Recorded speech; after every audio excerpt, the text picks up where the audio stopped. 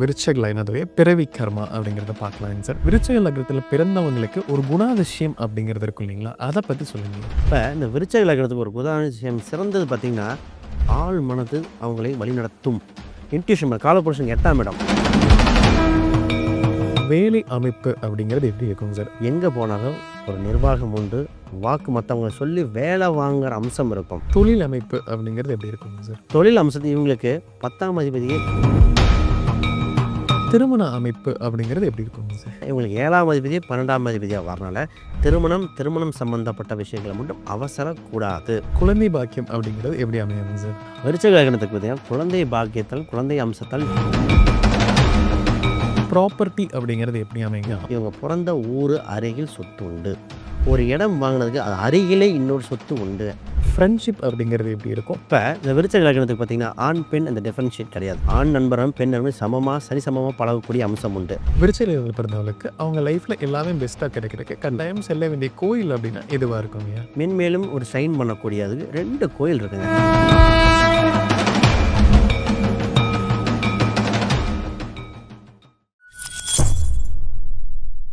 பக்தி பிளஸ் எல்லாருக்கும் வணக்கம். இன்று நம்மோட இருந்தவர் டாக்டர் சுபம் விஜயகுமார் அவர்கள். வணக்கம் சார். வணக்கம் சார். சார், நம்ம இப்போ விருச்சக லக்னத்துடைய பிறவி கர்மா அப்படிங்கிறத பார்க்கலாங்க சார்.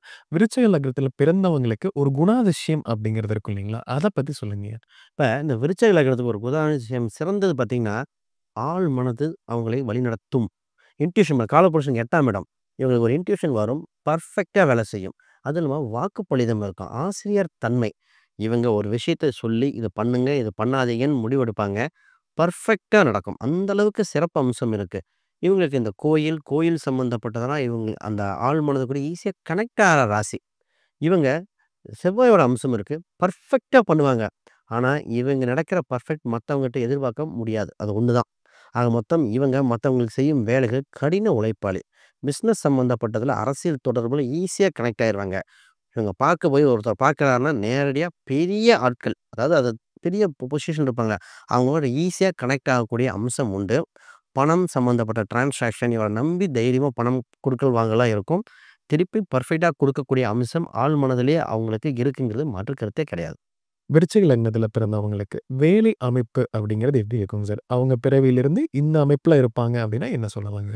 நிச்சயமா. இப்ப இவங்களுக்கு காலபுருஷனுக்கு 8ஆம் இடம் இருக்கும். இவங்க 6ஆம் அதிபதியும், இவங்க லக்னாதிபதி 2மே செவ்வாய் தான். எங்க போனாலும் ஒரு நிர்வாகம் உண்டு. வாக்கு மத்தவங்கள சொல்லி வேலை வாங்குற அம்சம் இருக்கும். இவங்க குடுக்கப்பட்ட இதுல மைண்ட் ரீதியாக பர்ஃபெக்ட்டா பண்ணுவாங்க. இவங்களுக்கு போக போக மேனேஜர், அதுக்கு அடுத்த பதவி, உயர் பதவிகள் ஈஸியா அச்சீவ் பண்ணிருவாங்க. ஒரு வேலைய முடிக்கணும்னா, விருச்சிக லக்னக்காரங்க கூப்பிடுங்க, ஒரு வேலைய குடுங்க.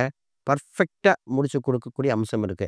மோட்டார் வாகனங்கள், வீடு சம்மந்தப்பட்டது, அரசியல், அரசாங்கம் சம்மந்தப்பட்ட தொடர்பு, ஒன்றை கண்டுபிடிக்கும் திறமை, ஒரு விஷயத்த புதுப்பித்தல், அதுல ஒரு இன்னோவேஷன்ங்கிறது இந்த விருச்சக லக்னத்துக்கு இயற்கையாவே உண்டு. உணவு சம்மந்தப்பட்டது, ஹோட்டல் சம்மந்தப்பட்டது, இந்த சந்திரன் வேற இருக்கு. அந்த விஷயத்துல அதிக ஆர்வம் இருக்கும். அத மட்டும் ஜோதிட ரீதியா வெரிஃபை பண்ணிட்டாங்கன்னா, வெளிச்சம்ங்கிறது வெற்றி நிச்சயமா உண்டு. விருச்சிக லக்னத்துல பிறந்தவங்களுக்கு தொழில் அமைப்பு அப்படிங்கிறது எப்படி இருக்குங்க சார்?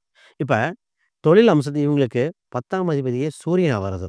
அப்ப இவங்க தொழில் சம்மந்தப்பட்டது வெற்றி அடைய வாய்ப்புண்டு. கவர்மெண்ட்ல இலவச மானியம் சம்மந்தப்பட்டது இருக்கும். இவங்க கையில இருக்கிற தொழில் அம்சம்ங்கிறது இந்த விருச்சக கர்மாவுக்கு உண்டு. சூரியன் சம்மந்தப்படுறனால பொதுவாவே கோயில் பக்கத்துல அமையும்.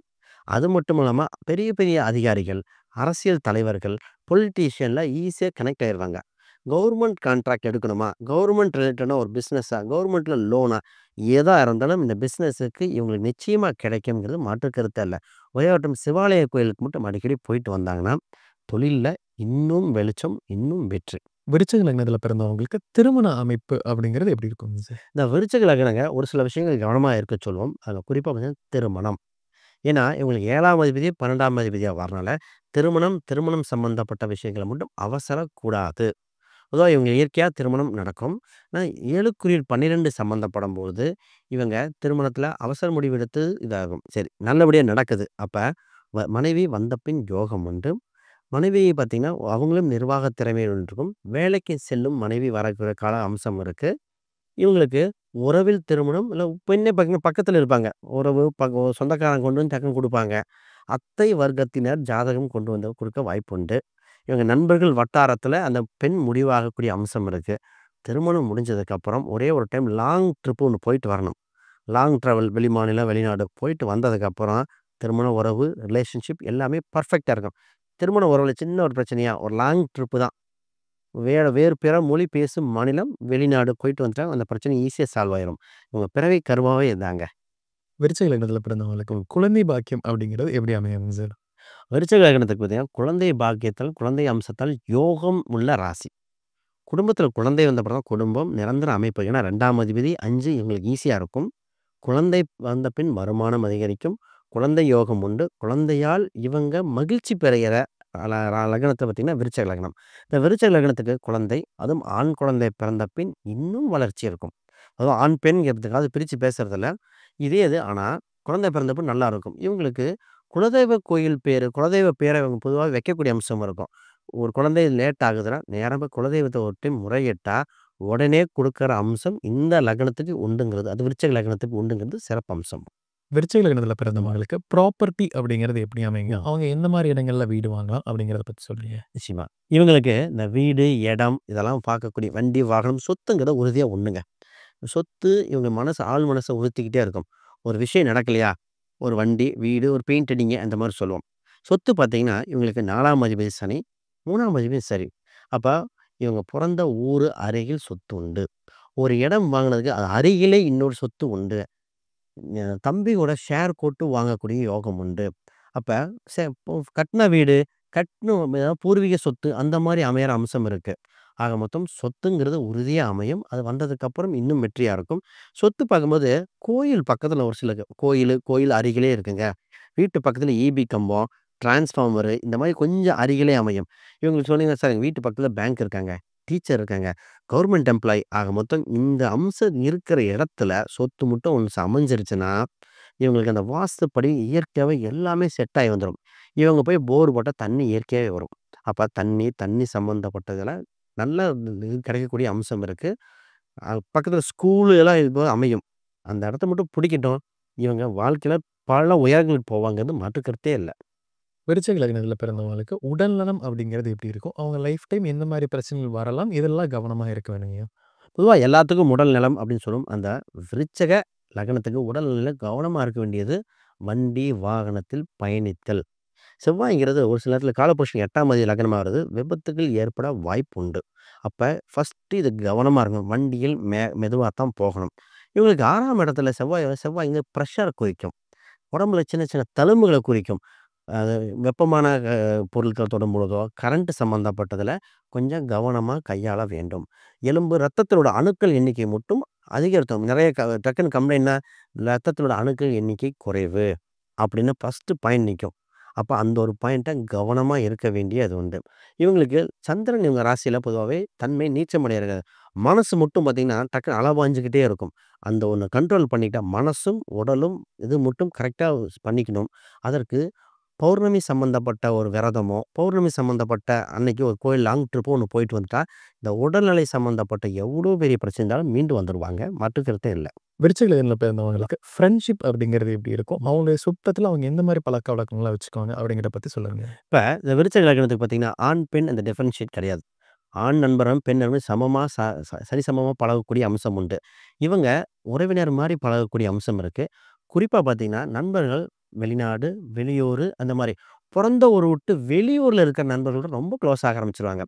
பார்த்தோனே டக்குன்னு பார்த்து பேசி, அடுத்த நட்பு ரீதியாக கலகலப்பா பேசிட்டு ஃப்ரெண்ட்ஷிப்ப நீடிக்கக்கூடிய அம்சம் உண்டு. இப்ப இவங்க பொதுவா வெளிநாட்டுல இருக்கிற நண்பர்களா இருப்பாங்க. வெளி மாநிலம் இருப்பாங்க. பிற மொழி சம்மந்தப்பட்ட பிற மத நண்பர்கள்லாம் இவங்களுக்கு இயற்கையாவே உதவி பண்ணக்கூடிய அம்சம் இருக்கு. இவரு கோயிலுக்கு போவாரு, அவருக்கு கோயில் பிடிக்காது. ஆனா நட்பா இருப்பாங்க. இவருக்கு வெஜ்ஜா இருப்பாங்க, அவர் நான்வெஜ்ஜா இருப்பாங்க. இருந்தாலும் ஃப்ரெண்ட்ஸா இருப்பாங்க. இப்ப பிற மாற்று கருத்து உள்ளவருடன் நட்பு ரீதியாக பழகக்கூடிய சிறந்த ராசி இந்த விருச்சிக லக்னம். ஆக மொத்தம் இவங்க நட்பு ரீதியாக லாங் டர்மா இருக்கும். கூப்பிட்டது அவசரத்துக்கு இவங்க நம்பி கூப்பிடலாம். அந்த மாரி இருக்கிற லக்னம்ங்கிறது விருச்சிக லக்னம். விருச்சிக லக்னத்தில பிறந்தவங்களுக்கு அவங்க லைஃப்ல எல்லாமே பெஸ்ட்டா கிடைக்கிறதுக்கு கட்டாயம் செல்ல வேண்டிய கோயில் அப்படின்னா எதுவா இருக்குங்கய்யா? நிச்சயமா. இவங்களுக்கு வாழ்க்கையில ஒரு வெளிச்சம் வரணும். மென்மேலும் ஒரு ஷைன் பண்ணக்கூடியது 2 கோயில் இருக்குங்க. அதுல ஒண்ணு நீர்நிலை உள்ள. கோயில். ஆறு, ஏரி, குளம் ஒட்டி இருக்கிற ஒரு கோயில். இப்போ புரியுற மாரி ராமேஸ்வரம் பார்த்தீங்கன்னா, ஒரு தீவு மாரி இருக்கும். அந்த இடத்து மாரி இருக்கிற, இல்ல ஆற்ற ஒட்டி இருக்கிற, கிணத்த ஒட்டி இருக்கிற ஒரு கோயில் புடிச்சுக்கிட்டா, கண்டிப்பா மேல வருவாங்க. 2வது பெருமாள் வழிபாடு. பெருமாள் அம்சத்தில விஷ்ணு கோயிலா இருக்கலாம், ராமர் கோயிலா இருக்கலாம், ஏதோ ஒரு பெருமாள் கோயில இறுக்கி புடிச்சுக்கிட்டாங்கன்னா, எல்லா விதமான பிரச்சனைகள் செய்வினை தோஷமா இருக்கலாம், எதிரிகள் தொந்தரமா இருக்கலாம், எதுவுமே நடக்கலையா இருக்கலாம், கோர்ட்டு கேஸ் இருக்கலாம், அத்தனையும் வென்று வரணுமா, பெருமாள் உடைய ஏதோ ஒரு கோயில புடிச்சுக்கிட்டாங்கன்னா, ஜெயிச்சு வந்துருவாங்க. இப்ப அதில குறிப்பா ஒரே ஒரு டைம் மட்டும் மூக்குத்தி அம்மன், கன்னியாகுமரிக்கு ஒரு டைம் சென்று வரணும். இந்த பகவதி அம்சம் ஒண்ணு இருக்கிறனால, இத பண்ணிக்கிட்டா உறுதியா வாழ்வில் அனைத்து விதமான சுப காரியங்கள் நடக்கக்கூடிய அம்சம் இந்த விருச்சிக லக்னத்துக்கு உண்டு. விருச்சிக லக்னத்த பத்தி நம்ம நெறைய விஷயங்கள் பேசிட்டீங்க. கண்டிப்பா நம்ம நேயர்களுக்கு ஒரு பயனுள்ள கருத்துக்கள் அமைஞ்சிருக்கும். மீண்டும் ஒரு பதிவோட சந்திக்கலாம். ரொம்ப நன்றி. சிவா. வணக்கம்.